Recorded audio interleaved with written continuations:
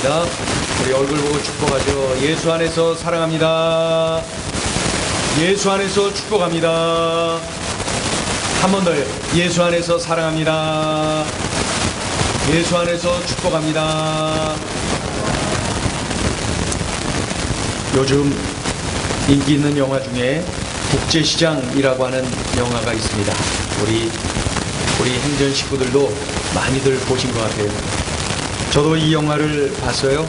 이 영화 보면서 눈물 조금 흘렸습니다. 우리 행전 식구들 중에도 이 영화를 보면서 눈물을 흘렸다고 해요. 제가 그래서 물어봤어요. 연령대로 이렇게 보니까 연령이 높을수록 눈물을 더 많이 흘리는 것 같아요. 그리고 눈물 흘린 이유가 조금씩 달라. 근데 흘리는 건 공통점이 있는데 왜 눈물이 나는지 그 차이가 이렇게 세대별로 나는 것을 느낄 수가 있었습니다. 못 보신 분들을 위해서 그 영화 줄거리를 아주 짧게 말씀드립니다. 영화 가서 보실 필요 없어요. 줄거리를 얼마나 잘 제가 말씀을 드리지 이해가 이제 다 되실 거예요. 그 영화의 줄거리를 아주 짧게 말씀드립니다. 1950년 한국 전쟁을 지나서 이제 부산으로 피난 온 덕수, 황정민, 영화배우 황정민이 그 연기를 한 덕수의 5 식구 이야기가 바로 이 국제시장입니다. 장남 덕수는 전쟁통에 헤어진 아버지를 대신해서 가정을 이끌어야 했기에 부산 국제시장에서 꽃분이네라고 하는 이러한 그 수입 잡화점을 운영하는 그 고모집을 찾아서 식구들이 이제 그쪽으로 가는 거죠. 그곳에서 일을 하며 우리 식구들 5 식구 이제 생계를 꾸리는 거죠. 장남 덕수는 남동생이 대학교 합격을 했습니다. 그러니까 대학교 등록금을 대기 위해서 이 장남 덕수가 어때요? 독일의 광부로 갑니다. 독일의 광부로 가요. 그곳에서 고생. 근데 그 고생이 그래도 꽃을 피우게 된 거는 그곳에서 영자를 만납니다. 영자는 간호사로 그곳에서 가서 역시 고생하고 있습니다. 그래서 둘이 결혼하죠. 장남 덕수는 선장이 되고 싶은 아주 오랜 세월 품고 있었던 꿈이 있어서 해양대학교에 합격을 했어요. 그러나 가족의 삶의 터전이 되어 있는 이 꽃분이네라고 하는 이 가게를 계속 운영을 해야 되기 때문에, 그리고 철딱선이 없는 여동생 시집 보내야 되기 때문에 어떻게 합니까? 장남 덕수는 전쟁이 한창이던 베트남의 기술 근로자로 가게 됩니다. 그곳에서 이 장남 덕수는 폭탄 테러로 인해서 한쪽 귀를 다치게 되고, 그리고 다리에 총탄을 맞아서 한쪽 다리를 심하게 저는 그러한 장애를 입게 됩니다. 장남 덕수는 가장으로서 6.25 전쟁통에 잃어버린 그 자기 등에 엉겨갖고 그 미군 배에 오르던 중에 떨어져 버린 막내 동생 막순이, 이 막순이를 그 TV 방송에서 방영된 이상가족 찾기에 드디어 막내 막순이를 찾습니다. 장남 덕수는 가장이기 때문에 잃어버린 막내 막순이, 그 막순이는 또 미국에 이렇게 가서 그런데 그 막내 막순이를 쪽으로 찾아냅니다. 그 장면에서는 세대를 초월해서 모두가 다 눈물바다가 됩니다. 백발 노인이 된 이 장남 덕수는 그 손주들까지 다 모인 그러한 시끌벅적한 그 자리에 혼자 조용히 그곳에 아버지, 자신의 아버지, 6.25 전쟁통에 헤어진 아버지의 영정사진을 보고 눈물을 흘리면서 이렇게 그 말은 그날 그 전쟁통의 딸 박순이를 찾기 위해서 아버지가 내려가고 그러면서 어린 가장 아버지가 너는 우리 가정의 가장이다. 네가 어머니가 그냥 사명으로 아버지를 만나서 찾아서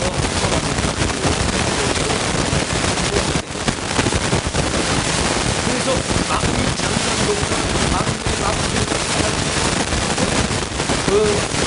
예루살렘 철탑 있는 것이 오래되어 다른 남북으로 상기하고 다른 데로 눌러보는 자신이 평생 천장으로 살기 위해서 꿈을 품어서 해양대학교 입학까지 그 학교까지 했는데도 광고 이걸로 잡고 전쟁이 베트남으로 가서 한가져서 다리 정치요 살려당하고 비웃기고 이것이 바로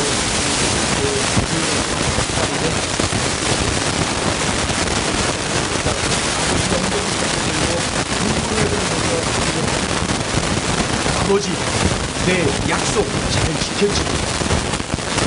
아버지 이만하면 내 잘 살았지.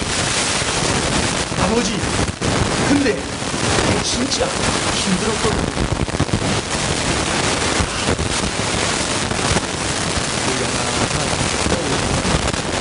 장남 가장 덕수 가족을 위하여서 열심히 살아온 장남 덕수를 보면서 하나의 단어가 떠올라요. 열정. 열정. 저는 그 영화를 보면서 이 덕수는 아버지가 나오잖아요. 그리고 제가 장남이었잖아요. 근데 이제 살아오면서 제가 순간순간 이런 생각을 한 적이 있어요. 내가 지금 이 어려움을 내 동생들이 겪었으면 얼마나 내가 이거 겪은 게 얼마나 많지. 이런 생각을 문득문득 한 적이 살아오면서 몇 번 있었거든요. 근데 복수가 부인에게 그 편지로 말이죠. 여분하면서 편지를 보내면서 그 대사를 하더라니까 제가 해야 될 뭔가 저는 그 장면에서 남들 울지 않는데 눈물이 나요. 우리네 이야기. 저보다 연배가 넓은 분들은 더 많이 우리나라 이 현대사를 주는 그 장남 덕수, 가장 덕수의 모습을 보면서 한결같이 느낄 수 있는 게 뭐냐면 열정. 가정을 살려야 된다는 열정, 가장으로서 그 역할을 감당해야 된다는 이 열정. 그 동생들을 책임지고 어머니를 책임져야 된다는 이러한 마음 때문에 광부면 어때요? 독일로 가는 거예요. 전쟁이면 어때요? 전쟁터면 어때요? 기술 훈련하러 베트남도 가는 거예요. 만신창이가 돼서 집으로 돌아오고 열정, 가정을 위한 열정, 식구들을 위한 열정, 자신에게 주어진 책임을 감당하기 위한 열정. 이 열정을 우리 그리스도인 정말로 열정 인생, 기왕 힘든 인생, 열정적으로 살았죠. 기왕 하나님이 내게 주신 이 삶의 기회를 열정적으로 살았죠. 미지근하게 그렇게 사는 건 매력 없어요. 기왕 한평생 사는 거 열정적인 인생을 살아야죠. 그런데 중요한 것은 방향, 무엇을 위한 열정, 어디를 향한 열정, 그 열정의 방향이 중요한 것을 우리는 알게 됩니다. 그런 의미에서 정말 본이 되는 열정적인 인생을 살아온 우리 믿음의 선배 한 분을 소개합니다. 그것은 바로 다윗의 삶을 이야기할 때 무엇보다 그의 믿음을 말할 수가 있습니다. 다윗은 하나님을 사랑하고 하나님을 믿고 의지하기를 열정적으로 했던 사람이 분명히 하나님을 믿기를 열심히 하나님을 신뢰해서 열정적으로 말합니다. 여러분 잘 아시는 분이죠. 골리앗 때려잡은 그 장면. 골리앗을 때려잡을 때에 그 골리앗이 말이죠. 이스라엘을 향해서 거기는 사울 왕궁이 있었고 또 여러 장수들이 나가서 진을 치고 있었지만은 그 소리치고 있는, 조롱하고 있는 이스라엘이 섬기는 그 여호와 하나님까지도 조롱하고 있는 골리앗 앞에 나갈 수 있는 장수가 아무도 없었어요. 천왕적 골리앗 앞에 아무도 나갈 수가 없었어요. 그때에 형님들에게 도시락을 갖다 주러가고 정세가 어떻게 됐는지 그거 보러 갔던 심부름 갔던 어린 소년 다윗이 그 장면을 목격합니다. 그래서 그 앞으로 나갑니다. 사울 왕도 말리고 다들 말렸지만은 그 앞에 나가는 거예요. 왜? 저 원수가 우리의 하나님을 모욕하니까 그 앞으로 뛰어나간다는 거예요. 그래서 골리앗을 향해서 외친, 어떻게 외칩니까? 같이 한번 읽어볼까요? 시작! 너는 칼과 창과 단창으로 내게 나아오거니와 나는 만군의 여호와의 이름 곧 내가 모욕하는 이스라엘 군대의 하나님의 이름으로 내게 나아가노라. 아멘. 또 읽어보세요. 그 다음에 시작. 전쟁은 여호와께 속한 것인즉 그가 너희를 우리 손에 넘기시리라. 아멘. 여러분, 이게 바로 믿음이에요. 믿음. 어떤 믿음이요? 열정적인. 이러한 절체절명의 위기 현장에서도 하나님 앞에 철저하게 신뢰를 보내는 거예요. 하나님을 믿는 믿음. 이 다윗의 이러한 열정적인 믿음을 우리가 배워야 되겠습니다. 그래서 시편 150편 중에 이 다윗이 지은 시가 참 많잖아요. 근데 다윗이 지은 시 속에 가장 많이 부르짖는 그의 외침이 무엇일까요? 여호와를 신뢰하라고 하는 외침. 여호와를 신뢰하라. 두손 전쟁터에서 다윗은 하나님을 신뢰합니다. 그리고 사울 왕에게 쫓겨다녀 동굴 생활하는 그 자리에서도 하나님을 신뢰합니다. 험없이 이 골리앗 앞에 섰을 때도 하나님을 신뢰합니다. 다윗이 승리했던 이유는 하나님을 믿는 이 열정적인 믿음이 있었기에 가능했던 것입니다. 이것이 다윗으로 하여금 승리하는 인생을 살도록 이뤘던 것입니다. 우리 성도들이 여차하면 기도 부탁을 드려서 저에게도 이런저런 방법으로 기도 부탁을 드립니다. 또 우리 보니까 소그룹 식구들 간에 기도 부탁을 서로 합니다. 그리고 그 성도들에게 기도 부탁을 하면서 참 그 어떻게 됐는지 그거 간증도 하고 서로 나누는 것을 많이 보게 됩니다. 여러분, 이것은 믿음이 없으면은 불가능합니다. 주님이 내 기도 들으신다, 주님이 함께 하신다, 도와주신다 라고 하는 이 믿음이 없으면 기도 부탁하지 못해요. 주님은 살아계시다, 전능하시다, 나를 도와주실 수 있는 분이시다, 이러한 믿음이 있을 때에 기도 부탁과 누군가를 위하여 기도도 할 수가 있는 것입니다. 열정적인 기도의 용사들, 우리 행전 식구들처럼 늘 열정적인 믿음을 가지고 열정적인 믿음의 용사로 살아야 됩니다. 기왕 믿는 것, 열정적인 믿음을 갖겠습니다. 같이 한번 따라합니다. 열정적인 믿음을 갖겠습니다. 그것을 배우고 우리들이 그것을 실천해야 됩니다. 또한 다윗은 보면은 오르난이라는 사람이 가지고 있는 타작 마당이 이 마당을 돈을 주고 사겠다고 이야기합니다. 그러니까 이 오르난이라고 하는 사람이 왕이 쓰겠다고 하니까 아유, 돈은 무슨 돈입니까? 제가 보여드리겠습니다. 그랬더니 다윗이 안 된다는 거예요. 그것을 후하게 쳐서 금 600세겔을 그에게 보내주고 이 오르난이라고 하는 사람에서 마당을 사게 그곳에서 번제를 드립니다. 그곳에서 화목제를 하나님께 드립니다. 그때 어떤 일이 벌어졌어요? 번제단, 그 제단 위에 불이 내려요. 엄청난 역사예요. 불이 내려온 거예요. 예배하는 다윗에게 응답하시는 하나님, 다윗과 하나님과 그 놀라운 은혜를, 참으로 영광을 함께 경험하는 자가 되는 것입니다.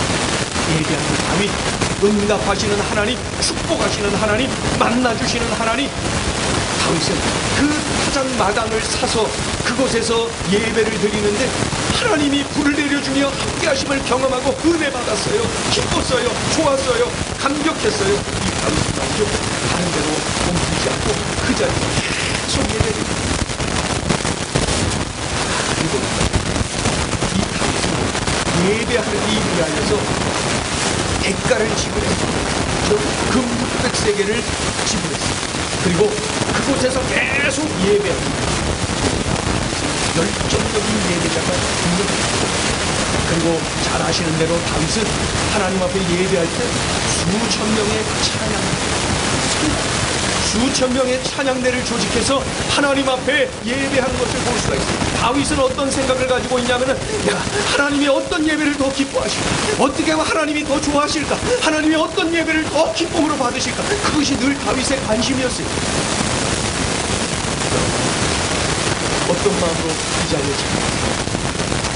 우리는 늘 이렇게 열정적인 예배자로 서야 하는 것이죠. 여러 해 전에 미국 감리교 신문에 실린 기사 한 조각을 소개해드릴게요. 제가 은혜를 받고 공전도 많이 받았습니다. 그대로 읽어드릴게요. 미국 미네소타주는 겨울이 되면은 영하 30도까지 내려갈 정도로 춥다. 그러다 보니 한겨울이 되면은 너무 추워서 주일에 교회를 나오지 못하는 분들이 많이 발생하고, 어느 주일에는 절반 정도가 못하는 그런 강추위의 주일을. 그런데 이 지역에 무릎 꿇린 교회가 있는데, 그 교회에 88세대의 올디 슈리버라고 하는 할머니가 계십니다. 올디 슈리버라고 하는 88세 된 할머니가 계신데, 이분이 직접 운전을 해서 교회를 가십니다. 할머니 직접 운전해서 교회를 가십니다. 여기까지는 별로 놀랄 일이 아닙니다. 이 할머니가 혼자 쭉 가다가 100세 되신 애나 해밀턴 할아버지를 모시러 갑니다. 100세 되신 애나 해밀턴 할머니 모시러 갑니다. 할아버지를 모시러 갑니다. 그리고 오는 길에 조금 돌지만은 94세의 프랜스파코스 할아버지를 모셔서 오십니다. 88세 된 할머니가 운전해서 100세 할아버지 모시고 또 조금 돌아서 94세 된 할아버지까지 모시고 오십니다. 그리고 세 분이 나란히 앉아서 하나님께 예배드리는데 아주 기쁨으로 열정적으로 예배한다는 거예요. 그 모습을 바라본 젊은 성도들이 도전받고 은혜받아서 자기들도 저 어른들처럼 더 열정적으로 예배하자 그 교회의 거룩한 분위기가 점점 짙어지고 있다라고 하는 기사입니다. 이 8세 된 할머니의 마음은 간단한 겁니다. 다윗처럼 평생, 다윗처럼 삶의 마지막까지 열정적인 예배자로 살아야지, 이러한 믿음이 그에게 있었던 것입니다. 그리고 연세 높으신 할아버지들도 다윗처럼 평생 마지막까지 예배자로, 열정적인 예배자로 예배를 드리도록 도와드려야지, 이런 마음으로 그 할머니가 그러한 일을 하고 계셨던 것입니다.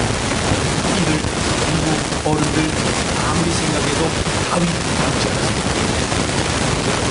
우리들도 이러한 예배자가 되어야 되겠습니다.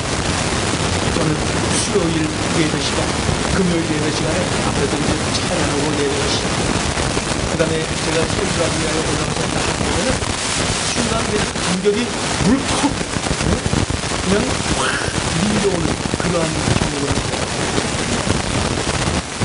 마음속으로 그 자리에서 하나님 앞에 얼마나 감사기도가 쏟아져 나올 때가 한두 번이랍니다. 수요일, 금요일 한밤중에 우리는 더울 때는 유난히 덥고 추울 때는 유난히 그냥 눈도 못 열고 겨울에 추우면 여기가 몇 도 정도 더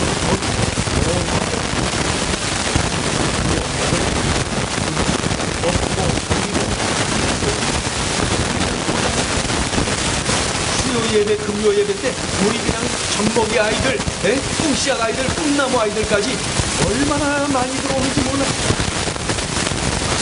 그렇게들 많이 올라와서 함께 예배를 하고, 그 모습을 볼 때마다 얼마나 감사한지, 얼마나 힘이 나는지, 얼마나 격려가 되는지, 얼마나 도전이 되는지. 저들처럼 갈망하는 마음으로 와서 예배하고, 순수한 마음, 그저 예배하기가 좋은 거예요. 하나님 만나는 것이 좋은 거예요. 그런 마음으로 예배하기 위하여 이 언덕을 그 한밤중에 올라오는, 그리고 감사하고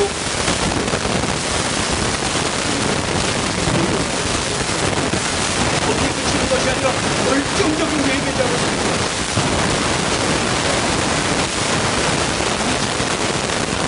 늘 하나님이 어떤 예배자, 내가 어떤 자세로 예배하면 하나님이 안심사예요.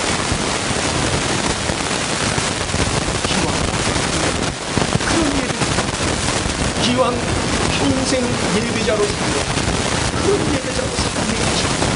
오늘 다윗의 삶을 통하여서 우리들로 하여금 열정적인 예배자로 살 것을 말씀하고 있습니다. 우리 같이 한번 크게 따라해 보겠습니다. 열정적인 예배자가 되겠습니다. 기왕 그런 예배자. 은퇴를 얼마나 남기냐는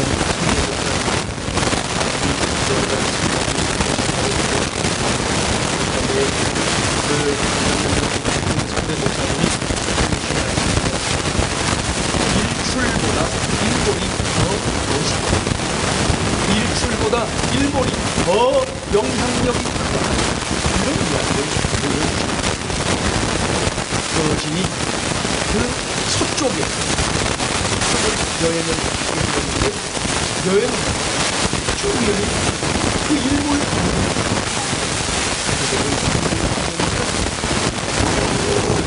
세상을 물들이고 강력한 영향력을 끼치고 그리고 정우는 그 일몰 인상적이었고 멋있었다는 것. 지금 은퇴를 안고 있는 목사님과 그 장면을 보고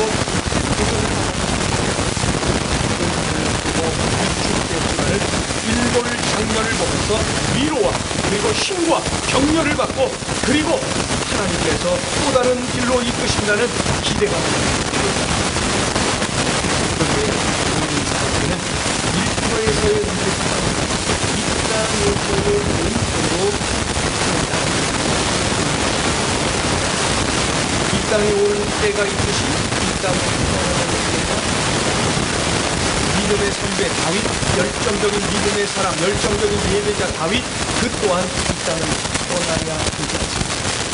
그런데 떠나기 직전에 그가 보여준 그의 삶의 일몰 장면이 다윗의 일몰 장면이 참으로 영향력이 있습니다. 참으로 멋져요. 열정이 느껴져요. 자신의 삶으로 하나님의 성경을 영원하게 원했다. 그런데 하나님이 항상 너는 전쟁을 많이 치느라 힘을 많이 돌렸으니 힘을 많이 있었으니 너의 손으로는 거룩한 성전을 건축하시다. 너의 아들 솔로몬을 통하여서 성전을 건축하게 될 것이다. 이렇게 서운하겠지, 섭섭하겠지. 그것으로 그치지 않고 이 다윗은 어떻게 해요? 솔로몬, 아들 솔로몬이 성전 건축을 잘할 수 있도록 사람을 준비시키고 성전 건축을 잘할 수 있도록 좋은 최상의 재료들을 준비해 놓습니다. 최상의 재료들, 최상의 기술자들을 준비해 놓습니다. 그 준비하는데 그 생의 마지막을 불태우는 그의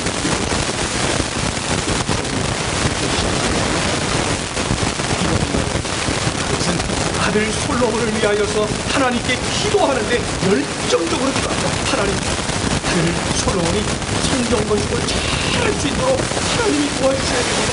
하나님, 우리 아들 솔로몬이 하나님을 사랑하고 하나님을 의지할 수 있도록 하나님이 도와주셔야 됩니다. 그 아버지의 모습을 보면서 열정을 가지고 이것입니다.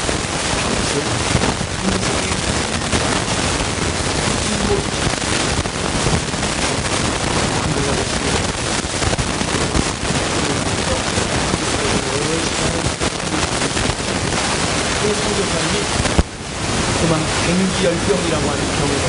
갱기열병. 제가 자세히 찾아보니까 이런 병이 모기에 의해서 감염되네요. 고열과 심한 두통, 근육통, 관절통뿐만 아니라 심해지면서 구토, 경련, 파열을 초기에 치료되지 않으면 눈과 코와 입으로 피를 흘리면서 죽어가는 병입니다.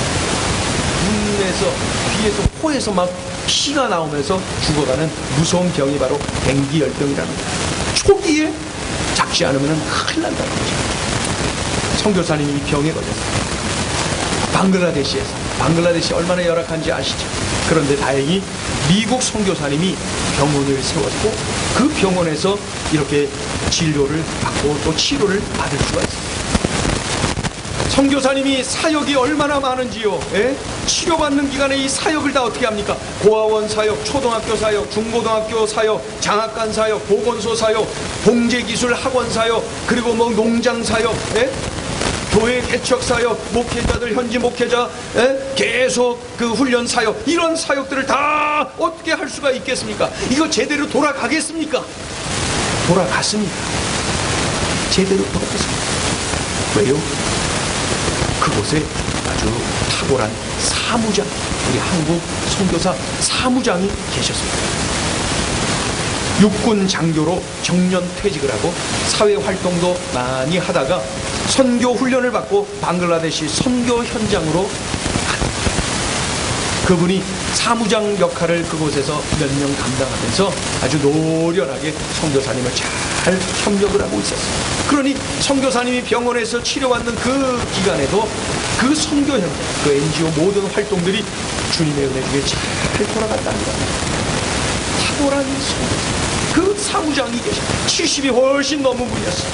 그 사무장은 제가 잘 아는 집사님인데 70이 훨씬 넘으셨지만 삶의 후반부를 그동안 마음에만 품고 있었던 선교 현장에 가서 쏟아붓겠다. 그리고 그곳으로 갔습니다. 하나님을 향한 열정에 이 심장에 그것을 열정을 담고 있었기 때문에 그 모든 것들을 감당할 수가 있었던 것입니다. 그 탁월한 사무장님, 그 평신도 선교사님의 일몰 장면은 장엄했습니다.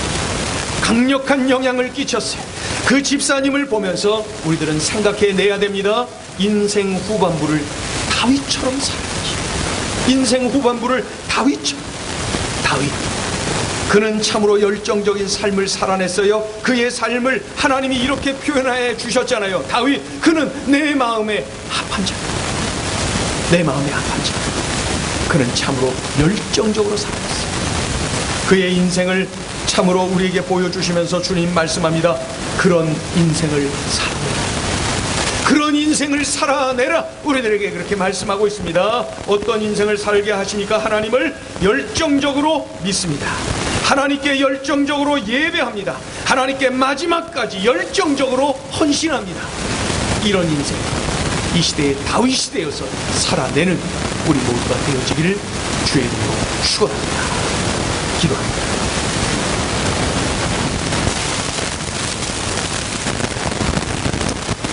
하나님 아버지 감사합니다. 우리들에게 주신 소중한 말씀을 우리들에게 들려주셨습니다. 이 말씀 꼭 기억하고 이렇게 살아내게 하여 주시옵소서. 열정적으로 하나님을 믿고 열정적으로 하나님께 예배하고 열정적으로 하나님을 위하여 맡기신 사명을 위하여 헌신하는 우리의 삶이 되게 하여 주시옵소서. 하나님, 미지근한 인생을 거부하고 내 몸을 던져 주님 명하신 그 모든 것들을 감당해내는 우리의 삶이 되게 하여 주시옵소서. 그리하여서 이 땅에서 하나님께서 기뻐 받으시는 인생, 하나님께서 찾으시는 다윗과 같은 인생 살아내게 하여 주시옵소서. 꼭 그렇게 살아내기를 결단하며 예수님의 이름으로 기도 올리옵나이다. 아멘.